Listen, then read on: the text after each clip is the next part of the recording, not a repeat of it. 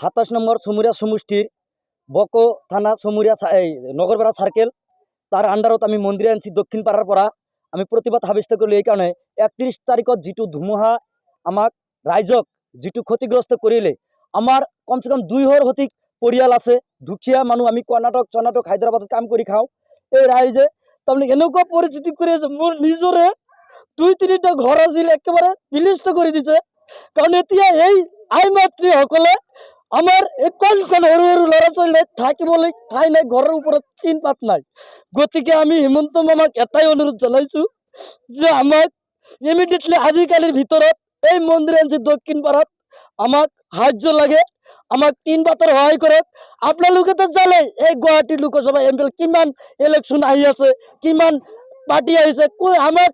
কেৱল হিমন্ত মামা আমাক ৰক্ষা কৰিব লাগে হিমন্ত মামা আমি আপনার কাছে আসু থাকিমে আমাক ইমিডিয়েটলি এই ধুমুহাই আমাক খেতি বাতির পরা ঘর দুয়ারের পরা যি বিনষ্ট করেছে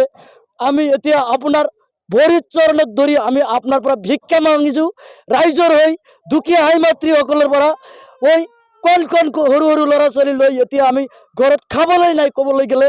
টিন পাত এনেকুৱা ছিন্ন বিচ্ছিন্ন কৰি দিছে এই ধুমুহাই এতিয়া আমাক মানুহে মাৰি পেলালে তো আমাৰ সহ্য লাগে ধুমুহাই এনেকুৱা ক্ষতিগ্ৰস্ত কৰেছে পিজুৱাৰা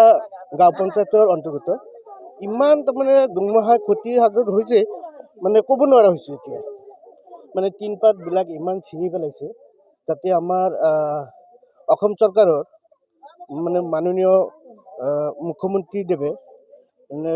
ডক্টৰ হিমন্ত বিশ্ব শৰ্মা যাতে আমাক সহায় কৰে সেয়ে আশাবাদী আমি